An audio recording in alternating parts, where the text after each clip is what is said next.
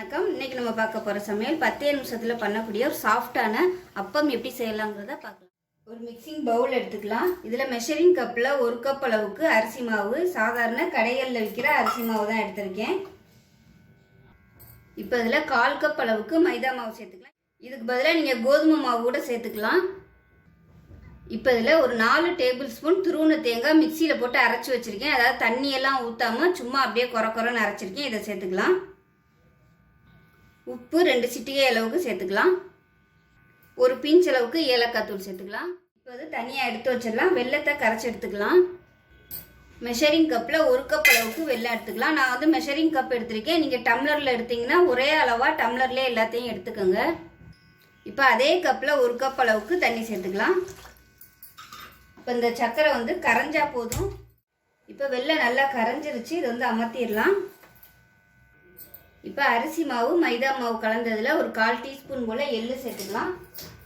எள்ளு வந்து ஆப்ஷனல் தான். இப்போ நம்ம வந்து வெல்லம் கரைச்சி வச்சுருந்ததை இதில் சேர்த்துக்கலாம்.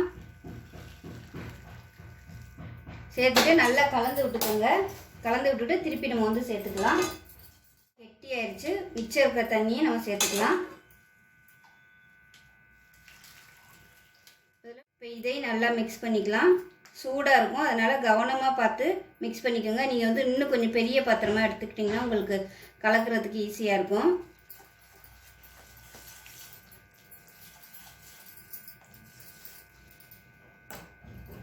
இப்போ பாருங்கள், நல்லா கரைச்சாச்சு. கட்டி இல்லாமல் நல்லா கரைச்சிக்கோங்க. நான் வந்து 1 கப்பு தண்ணி ஊற்றுனேன் வெல்லத்தில். அந்த கரைச்ச தண்ணி எல்லாமே சேர்த்துட்டேன். ஸோ இந்த அளவுக்கு இருக்கணும். இது வந்து அப்படியே ஒரு 5 நிமிஷம் ஊறட்டும்.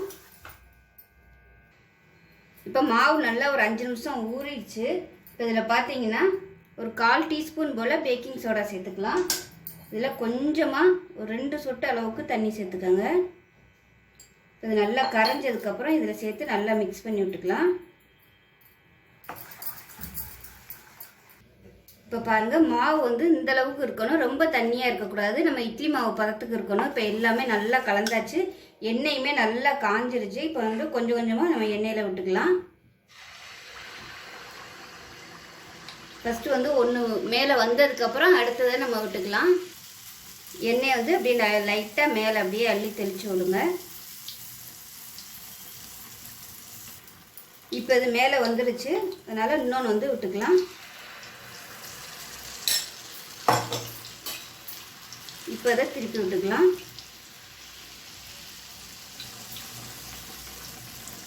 அடுப்பு வந்து கொஞ்சம் மீடியமாக வச்சுக்கோங்க. ரொம்ப ஹையில் இருக்கக்கூடாது.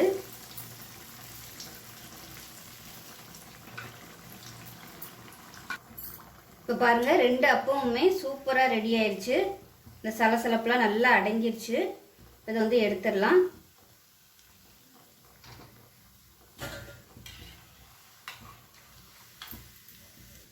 இப்போ இதே மாதிரியே எல்லாத்தையும் நம்ம ஊற்றிக்கலாம்.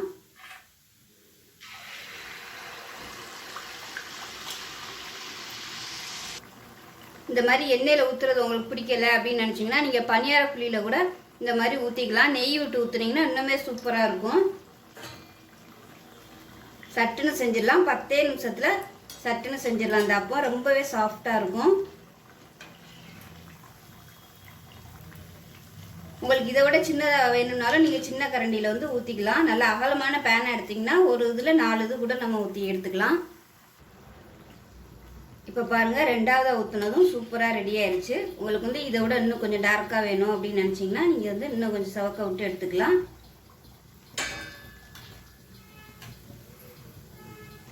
இப்போ பாருங்கள், அருமையான அப்பம் ரெடி ஆயிடுச்சு. 10 நிமிஷத்தில் நம்ம சூப்பரான சாஃப்டான அப்பம் ரெடி பண்ணிட்டோம். ஸோ விநாயகர் சதுர்த்தி இதே மாதிரியே செஞ்சு பாருங்கள். செஞ்சு பார்த்துட்டு எப்படி வந்துச்சுங்கிறத சொல்லுங்கள். வீடியோ பிடிச்சுன்னா லைக் பண்ணுங்கள், கமெண்ட் பண்ணுங்கள், சேனலை சப்ஸ்கிரைப் பண்ணுங்கள், பக்கத்தில் உள்ள பெல் பட்டனையும் ப்ரெஸ் பண்ணுங்கள். நன்றி.